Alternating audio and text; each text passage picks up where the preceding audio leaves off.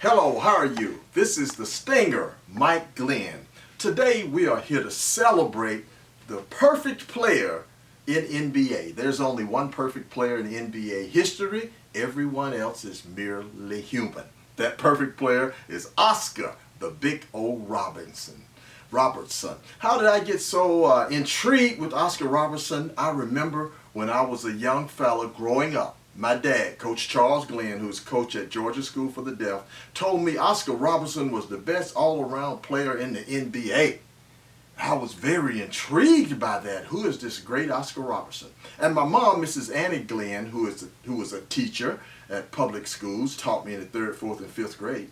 She went and got a book for me called How to Play Better Basketball by Oscar Robertson. So I got that book and I read it from cover to cover. Matter of fact, I have a copy of his book, How to Play Better Basketball. Let me get this book and show it to you. So in this book, Oscar Robertson was teaching us how to play basketball, how to do that crossover dribble, which was the best in the NBA, and most importantly, how to shoot the basketball. So I studied this day and night, how to crossover, how to shoot the basketball, and I'll just show you one thing I learned. Oscar said that you had to line your elbow up with your nose in the basket, and your shot had to look like that. Oscar was strong, and he could do it even facing the basket like this. I had to turn a little bit, but it didn't make any difference. I learned how to shoot from Oscar Robertson. I would later learn there were many things about Oscar Robertson that makes him a very historic player. Not only the perfect basketball player, but also a historic person in America. Let me share a few of those things with you. Relax and enjoy the Oscar Robertson story. Oh, and don't forget to like and subscribe to my YouTube channel. Okay, let me tell you what I learned first of all.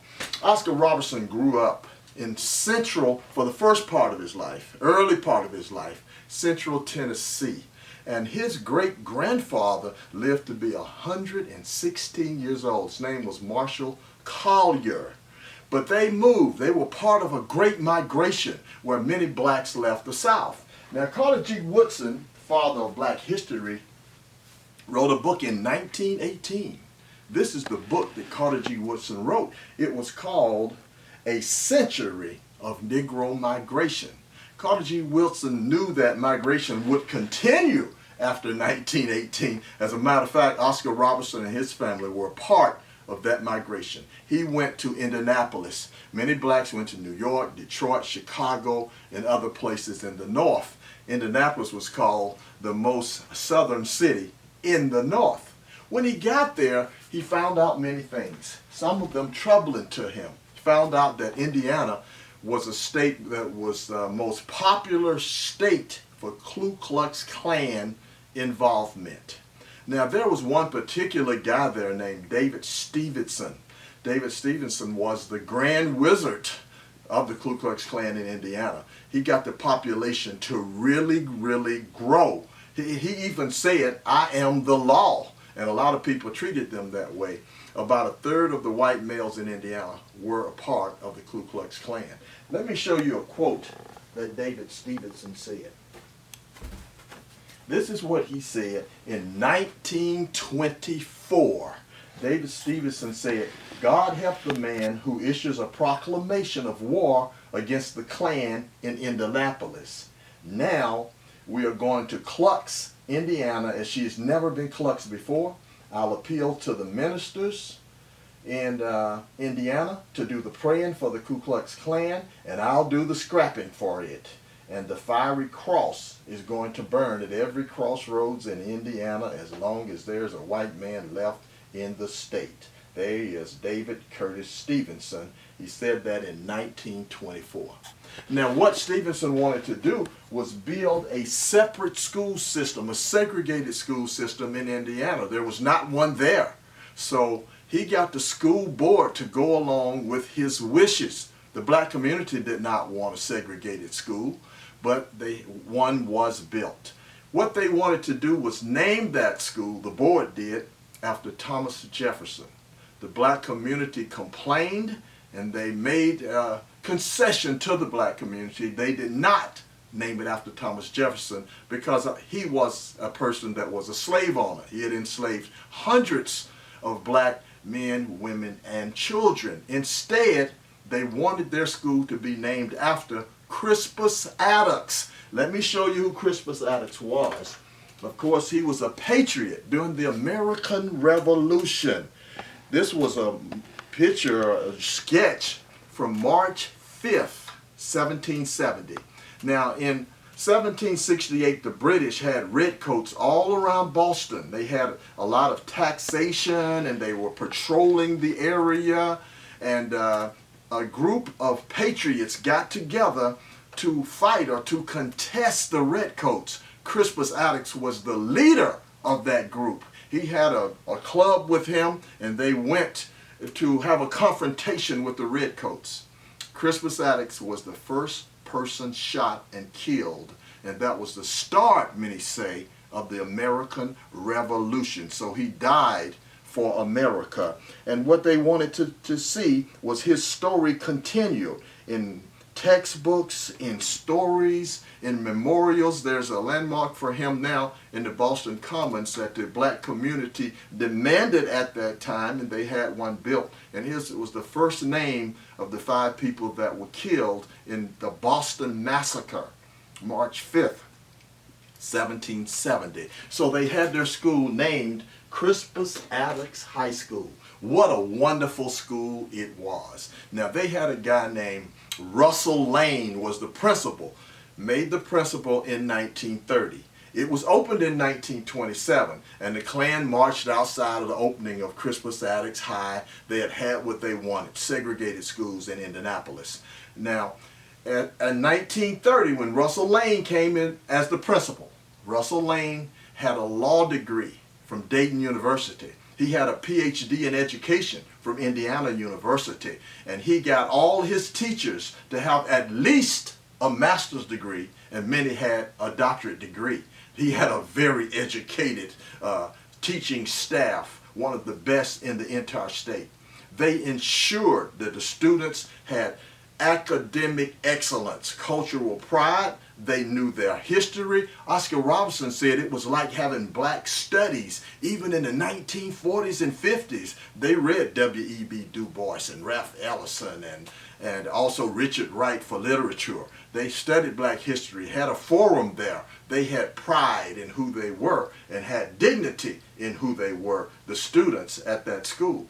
Now, they would play basketball. They had academic and athletic excellence. Matter of fact, they didn't even have a paved court near the home of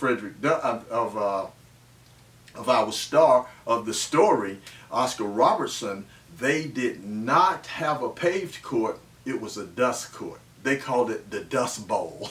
So they would go to the Dust Bowl and they would play ball from sun up to sundown. Oscar had a ball, the second-hand ball that his mom had brought, and he took care of that ball and watched it, and he played every day, got his game perfected. Now we go forward to 1954-55 season. Oscar Robertson is a junior at Crispus Attucks High School. The school is having a lot of success, and he's one of the best players on that team and really in that state. A lot of that was due to also the coach named Ray Crow. He had hired, Russell Lane had hired Ray Crow as the coach. Ray Crow had come from a very athletic family. His younger brother, George Crow, was the Indiana Basketball Player of the Year in 1939. Mr. Basketball in the state of Indiana. It's a basketball crazy state, Indiana is. This was the first Mr. Basketball in that state and in the nation. It would be another decade before California would have a Mr. Basketball in that state. It's very common now, but the first one was George Crow, who was Mr. Basketball in 1939 in Indiana. He went on to play baseball professionally with the Boston Braves, the Milwaukee Braves, the Cincinnati Reds, and was an all-star with the St. Louis Cardinals, was Ray Crow's younger brother named George Crow. Now what he did, he taught his players to play extremely hard. He said we got to win every game we could, and he wanted them to be confrontational and aggressive, but he wanted to be like jazz music, where everybody was in sync, but you could have individual excellence. He recognized right away Oscar Robertson was superior. Even though he was 6'5" and almost 200 pounds, he had Oscar to handle the basketball, which Robertson did effectively well. He was very intelligent, led the flow of the game. At the end of the season, their record was 20-1.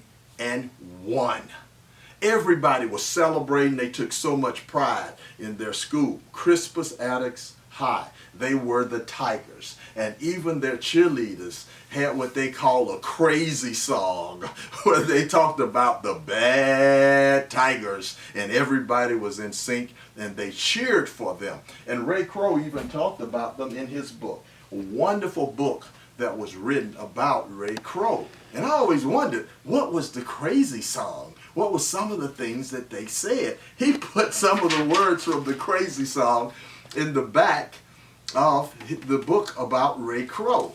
And it said, like they were playing Shortridge, and it said, "Oh, Shortridge was rough. Oh, Shortridge was tough. They could beat anybody, but they can't beat us." I thought they were talking about the fact that Crispus Attucks Gym didn't even have a big enough place for them to have home games. Crispus Attucks had no games at their home school. They had to play on the road even for home games, and they did that at the Butler Fieldhouse very often. But they would also talk about, these cheerleaders would say, "Oh, they score some points right over the line, but we never did mine. They were so far behind." And everybody was cheering, and they were famous for that crazy song that the Crispus Attucks Bad Tigers had. They went on to win the state championship. That's very, very important in the state of Indiana. Basketball crazy state. Even in Market Square Arena, where the Pacers were playing in the 80s, they had a sign on the scoreboard that said, "In 49 other states, it's just basketball, but this is Indiana."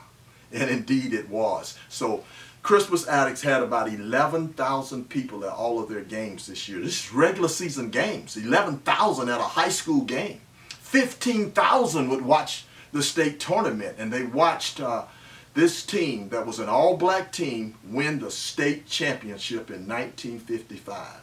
That was the first time an all-black team had won any state integrated championship. Crispus Attucks and Oscar Robertson had done it. There was a huge celebration after the championship game. They went back to their community, and 25,000 people were there to celebrate. It was very important. The state of Indiana loved them, but they still didn't always treat them well and justly, and Oscar Robertson took note of that. But he really gained a lot from his experience at Crispus Attucks High. And let's tell you what happened the senior year. Again, they won the state championship. Nobody in Indiana state history had won back-to-back state championships. Crispus Attucks did. And they went undefeated. Nobody had done that either. So Oscar Robertson and the pride that they had was very instrumental to the country, to Indiana, to Indianapolis. And let me give you a little bit of what Oscar said about that. Now, first, after winning that state championship in 1955, it was a big deal. I mean, you got 15,000 fans, 25,000 celebrating, and it's valued tremendously.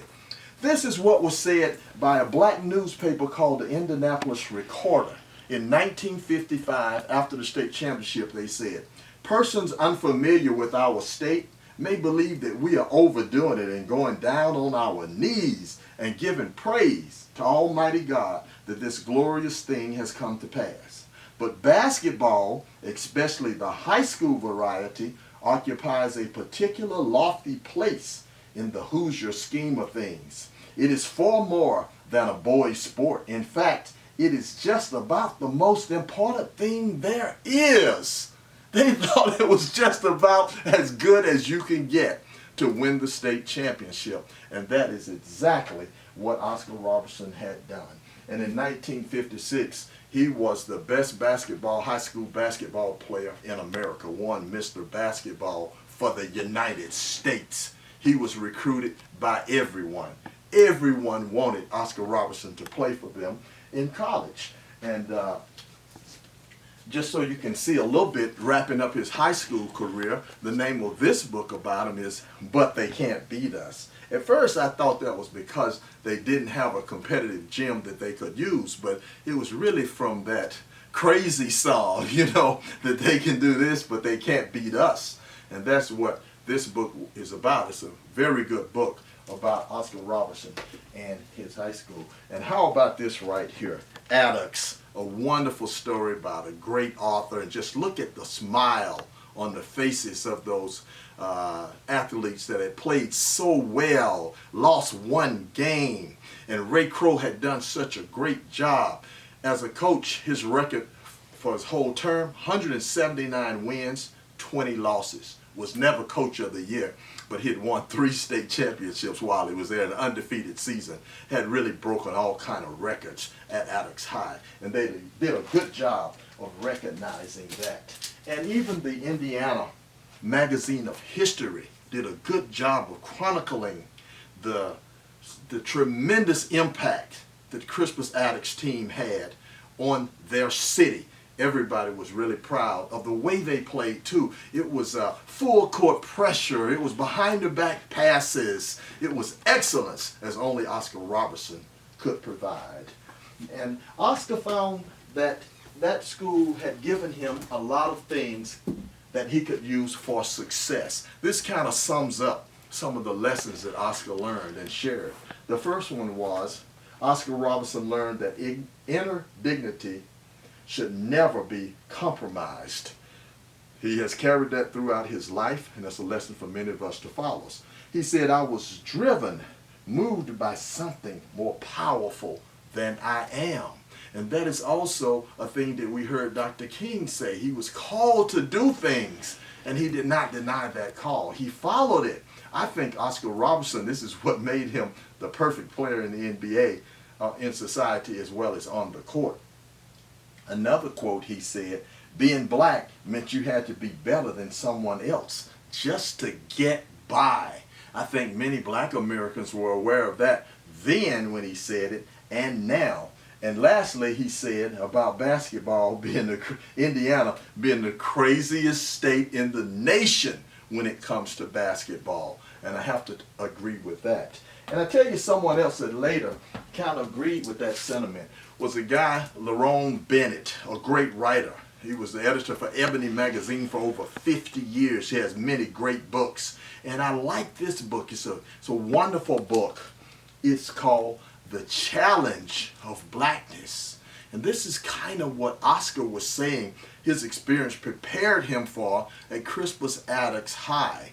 He had a challenge being black, a way that he had to carry himself with that dignity and that pride and that knowledge of history, and to be driven by something that's more powerful than he is as an individual. All that is a part of what Lerone Bennett talked about, The Challenge of Blackness, a great book to also read by him. Now, when he got ready to go to college, he did a tremendous job in college. Oscar Robertson went to Cincinnati. He was the first black person to play for Cincinnati. He scored great as a freshman, could not play on the varsity team. That was the rules. And then when he got to be a sophomore, Oscar averaged 35 points per game. He went on from there to be the college player of the year and the leading scorer. He did that again his junior year and his senior year. He was 3-time college basketball player of the year.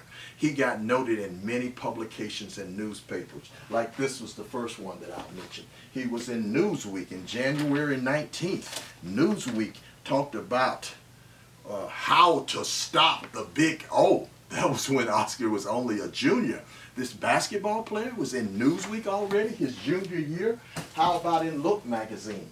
He also was in Look, where you have the Pope on the front and a nice long article on Oscar Robertson. Again, Oscar Robertson rated the equal of any all-around player in college history. They were saying Oscar was as good as anybody in the history of basketball. Also, He got written up in the Post. Nice long article on him too. These were some of the most popular magazines in the country, and they all were doing specials on Oscar Robertson. He also was in Life. Everywhere you looked, he was the most publicized player in Cincinnati. They called him the Big O. All of this while Oscar was still in college. And you know, when he was going to Cincinnati to try out, or to just show them what he could do, to play around being recruited, Jack Twyman, who was the leading scorer for the Rochester Royals, was working out with him. Twyman played for Rochester, their leading scorer and all-star. He said after they worked out, he told the recruiter, Oscar Robertson is the best basketball player I have ever seen. Oscar continued to live up to those high standards. And a little later, he was drafted by the Cincinnati Royals. That's Twyman. And as a rookie, Oscar Robertson got more publicity. As you can see, while a rookie in the NBA, he was on the cover of Time magazine. There had not been many athletes to be on the cover of Time, especially African-American athletes. The first one was, of course, the great Joe Louis in 1941. And a little later, you had Jackie Robinson, who had integrated baseball, was on the cover of Time. And right after that, you had the great tennis player, Althea Gibson, who also was on the cover of Time magazine. And right after that was Oscar Robertson. Oscar went on to have a storied career, particularly his rookie year. Let me just mention this. This is one of the major emphasis of this discussion we're having. His rookie year, Oscar Robertson averaged 30 points a game. He made the All-Star team as a rookie. He started. He was the MVP of the All-Star game his rookie year. He played for the Olympic team. He was the leading scorer. This was considered the dream team, great Olympic team. Jerry West, Walt Bellamy, Oscar Robertson, MVP. The leading scorer for that Olympic team was Oscar Robertson. The MVP of that All-Star game was Oscar Robertson. He did some amazing things his rookie year, averaging 30 points a game. He set a standard that only Oscar Robertson could live up to the rest of his career. Let's look for a moment at how Oscar Robertson's career went. So we're celebrating the 60th anniversary now of that All-Star game that he had in the 60-61 season and was the MVP. Now overall, in 56, I mentioned he was Mr. Basketball. In 57 through 60, 3 times Oscar Robertson was the NCAA scoring leader. 3 times he was first team All-American. 3 times he was the college player of the year. And then I mentioned the Olympic gold medal leading scorer, rookie of the year in the NBA, and he was also first team All-NBA as a rookie. And you know what happened after that? He continued. He averaged 30 points a game that rookie year, 10 rebounds, and 9.7 assists. He was a big guard, 6'5", 200 pounds. And for the 5 years, his first 5 years, he averaged 30 points, 10.4 rebounds, 10.6 assists. He averaged a triple-double, and they didn't even count them as triple-doubles. Oscar was just doing what Oscar does. He was, in 64, he was MVP of the NBA. Now, in that decade of the 50s to the 60s, it was either Oscar or Bill, and they got MVP every year. 1 year, Oscar Robertson was MVP.